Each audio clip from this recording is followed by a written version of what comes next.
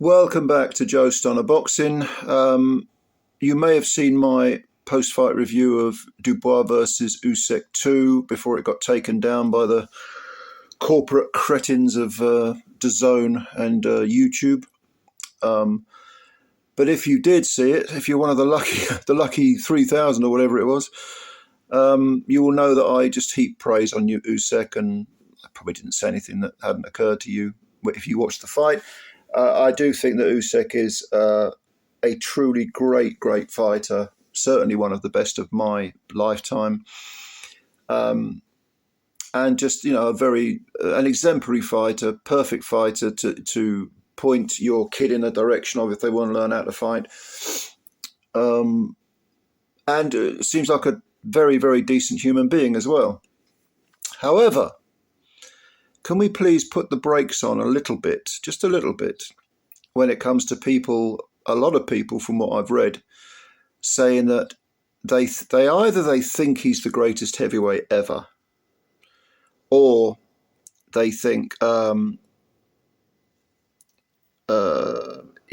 asking the question, is he the greatest heavyweight ever? Well, the latter question I can put up with. I don't agree that he is, but at least it's a debate that, it's fun to have these debates if you're a boxing fan. But for those that say, oh, he's the greatest heavyweight ever, just hold on a little bit, okay? Okay, now, let's break this down a little bit. In my opinion, Alexander Usyk is capable of beating any heavyweight in history. Is capable of doing that. He has the ability, the skill, the IQ, and so on and so forth. He is a 227 guy. I've never seen him looking so big and powerful as he did against Dubois in that rematch. Many historically great heavyweights were small cruiserweights by today's standards.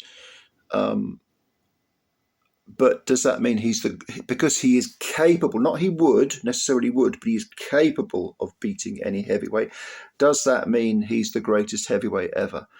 In my opinion, no. Clearly he's the best of his era.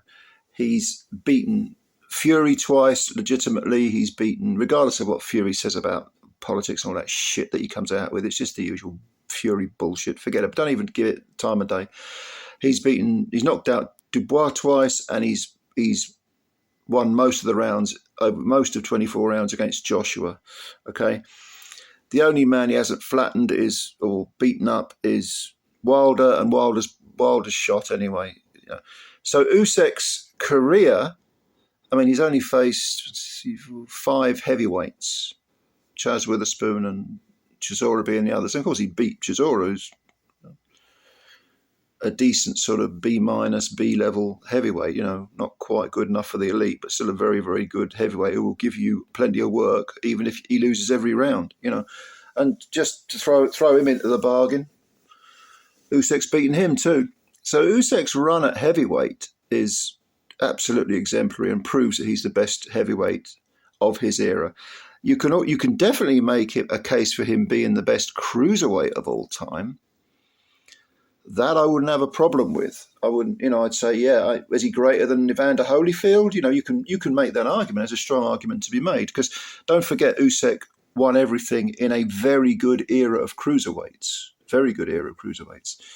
Whereas Holyfield's best wins at cruiser were, he beat Cowie twice, but Dwight Muhammad Cowie probably had his best years at light heavy. Was a terrific light heavyweight fighter, good cruiserweight, gave the very young Evander, hell over 15 rounds. And don't get me wrong, I'm not slagging off Evander Holyfield as a cruiserweight, Jesus Christ, no. And Evander went on to be a great heavyweight, although one wonders about how he was putting on weight and so on. You know what I'm getting at, don't you?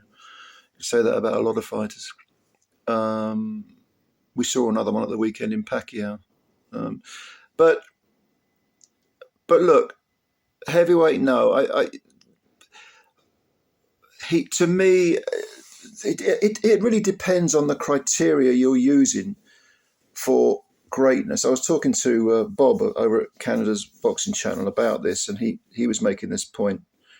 saying that it depends on the criteria. Because I think, if you go over to Bob's channel, he's done some very, very good videos, and one in particular that breaks down the heavyweights, and he lists his top 10.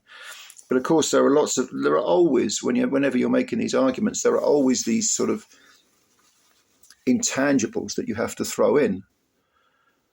So, for example, you might have longevity as a major factor in deciding who the greatest heavyweight is, which brings us to Joe Lewis's 25 successful defences. Then someone else will say, yeah, but what about the quality of them? Well, as I said to Bob, you could talk about Tony Golento, but the Bum of the Month Club is a misnomer. A lot of those fighters were anything but bums.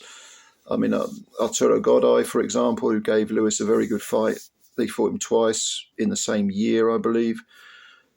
He lost. He gave Lewis a good fight, and then they had a rematch, and Lewis beat him much easier. But Godoy was a good fighter. And a lot of these fighters are, because, 70, 80 years has gone by, even longer in some, if it depends on what you're talking about, of course. They're good fighters. They were very, very good heavyweights. Just because no one remembers them doesn't mean they were bad heavyweights. There were some true all-time greats who are not remembered simply because of the fact that they didn't win the title and so on and so forth, and it's all very bad. But if you break down their records, even though they might have a lot of losses, they were good heavyweights.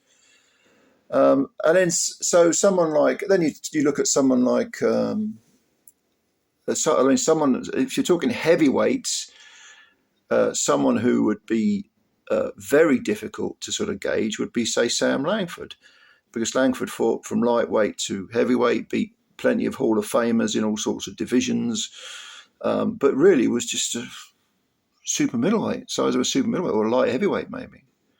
And yet he got a draw with Jack Johnson. He beat, and then you've got the colour bar. You have to factor in with all those great heavyweights who were holding the coloured version of the heavyweight title, which, to be honest, in many eras had more legitimacy than the so-called mainstream white heavyweight title. So you've got to factor all these things in, size, longevity, quality of opposition. If you beat a great fighter on your resume, so for example, Lennox Lewis knocking out Mike Tyson, what version of Mike Tyson did he knock out? Because I remember that fight vividly, and to me, Tyson was just there for the paycheck. Tyson was, 10 years past his prime.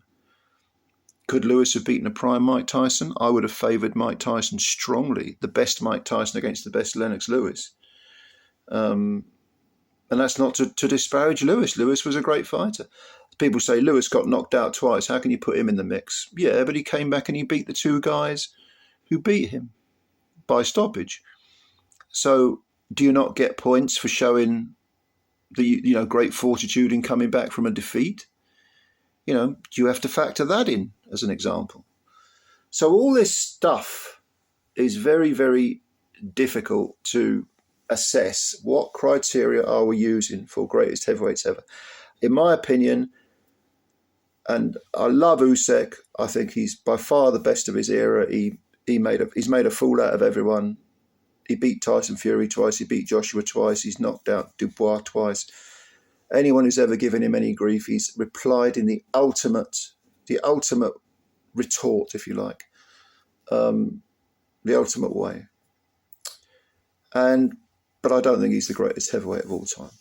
Not yet. And of course, I always say, I've said many times on these videos before, it's very difficult to, or it's probably not right, in my opinion, to place someone in a historical context while they're still fighting. I mean, let's say for example, that Usyk comes back, decides to carry on, knocks out Joseph Parker and Ajit Kabayel. Now, Kabayel is, talk about high risk, low reward. But let's say Usyk knocks him out. Let's say he knocks out Parker. We'll be saying, oh my God, the guy's fantastic. That will obviously add to his legacy. But in 30 years' time, people are probably going to be going, Ajit who? Who the fuck was that? Oh, that was just a gimme. No, on the contrary, we know because we lived through it that if Usyk beats Kabayel, it's a great win, a really terrific win.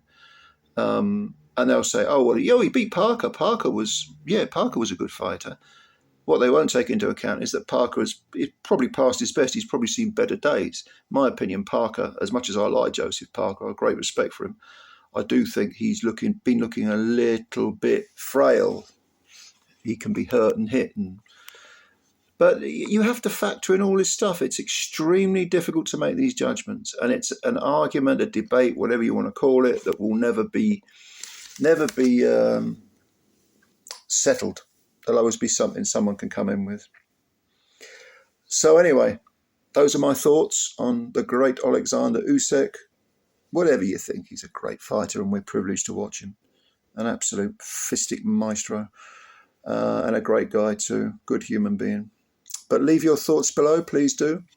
And I'll speak to you again soon. Please hit the like button, subscribe to the channel, do all that positive, great stuff. It's always appreciated. Ladies and gentlemen, enjoy your day, and bye for now.